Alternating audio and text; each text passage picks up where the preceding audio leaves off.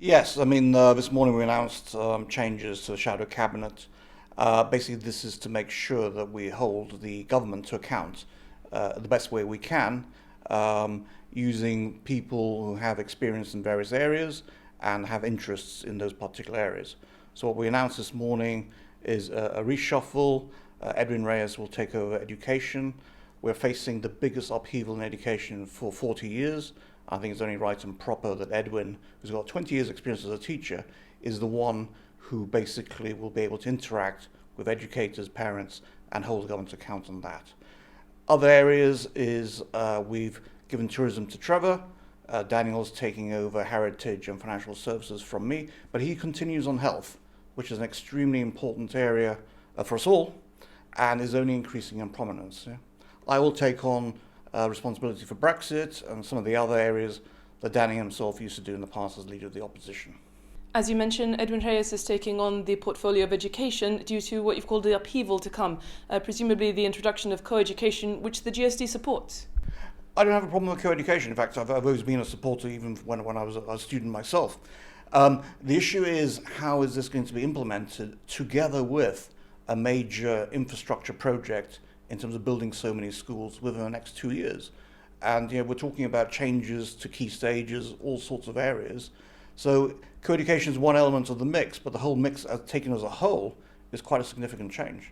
A much reduced portfolio for Daniel Feetham, the former leader of the opposition. Well, that goes with the responsibility that I take on, which goes to show how much it is that Daniel used to do. And so some of those roles, particularly in respect to Brexit, are things that naturally the leader of the opposition has to do.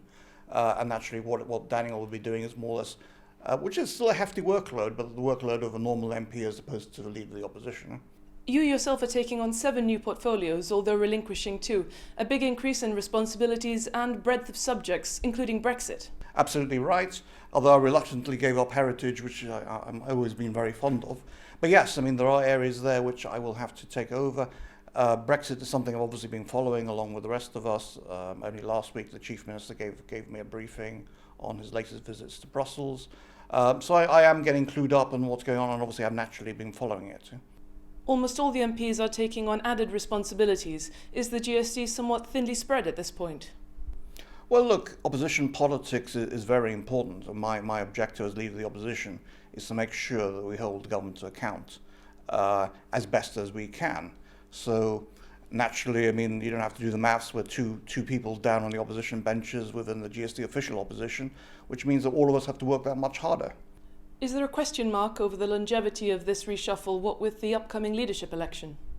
Well, it is temporary insofar as, while I'm leader of the opposition, this is the way I see how we should best organise ourselves. That's not to say that cannot change. The government has reshuffles whenever the Chief Minister chooses. We will have reshuffles as and when we choose to.